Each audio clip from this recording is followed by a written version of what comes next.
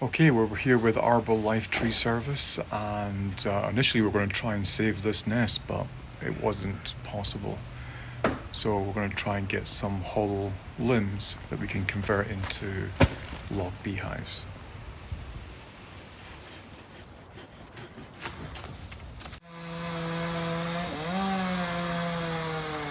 I'm kind of hoping this is hollow down there too. If I can get 2 logs out of this, or even maybe there's hollow up there as well, that one there. Oh, please let that be good. These guys are awesome. Whoa, yes.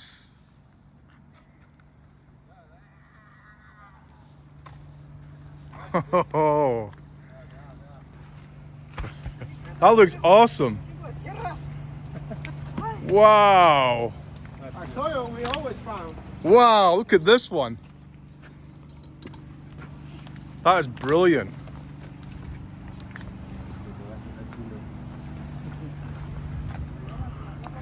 One man's trash is another man's treasure, right? And see all this debris here in the trunk? That is like just debris from the pulp, but it's also like rodent, squirrel poop, rat poop, mice poop, even raccoons, because raccoons have been living in this thing as well, I believe. But what I do is I take all this material that's been in there for decades, and I put it into my worm bins. I'll tell you more about that later. But let's go talk to the homeowner now. So, tell me the story about the tree then. So we recently moved to Portland, and this tree was on the property looking a little sickly, and we got told that for safety's sake it had to be removed.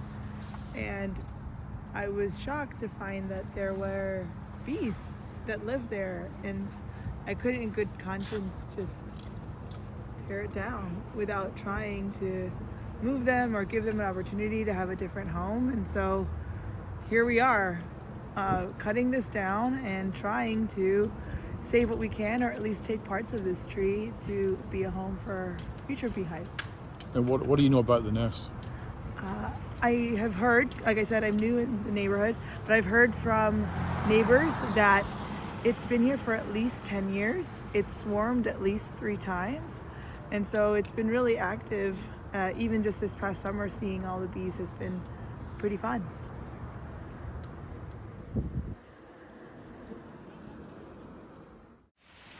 Okay, so now we're over at Beech Street Community Gardens, and we'll get this log installed.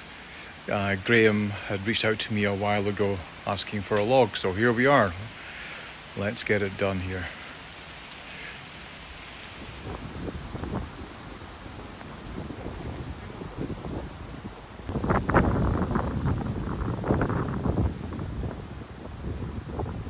This fella's nice and strong.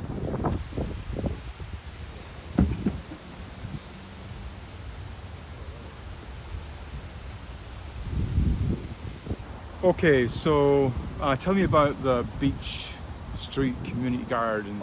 Yeah, it used to be just a blank kind of place where a lot of campers would come and a lot of trash, but the neighbors a few years ago worked together to get it officially a community garden for the city, talked to the landowners next door, and put up this greenhouse and planted a whole bunch of fruit trees. And so regularly there's community potlucks here, there's weekly gardening days, and it's just a great meeting spot for everybody. So they're super excited about the bees. I've kept a Langstroth hive here a year or 2 ago, but this is going to be really cool. When I told them about a log one, they were just really excited to just have kind of a natural, kind of hands-off, just a bumper to the ecosystem, to the garden, to really help with pollination and production. So yeah, thank you, Mika. All right, we're all done here. I want to thank you, Graham, if you're watching, and your father for helping out here this morning, and also for suggesting this place. It's absolutely fantastic. And now it's a waiting game. Let's see, I hope for the swarm to turn up in the spring next year and Julian will be the keeper of the bees on this one.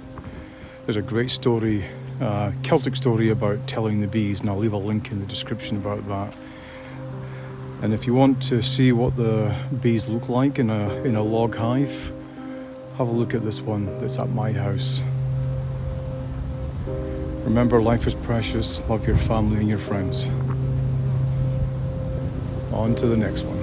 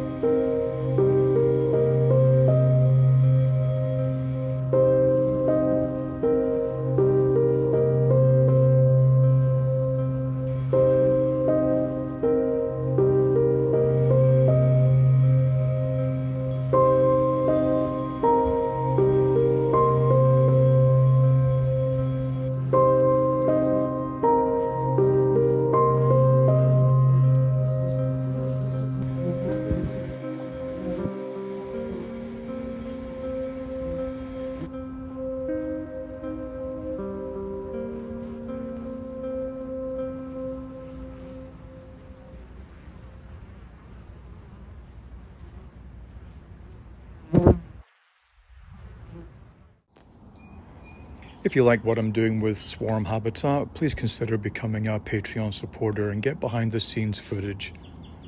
Thank you for your support, and please like this video and share this video. It all helps.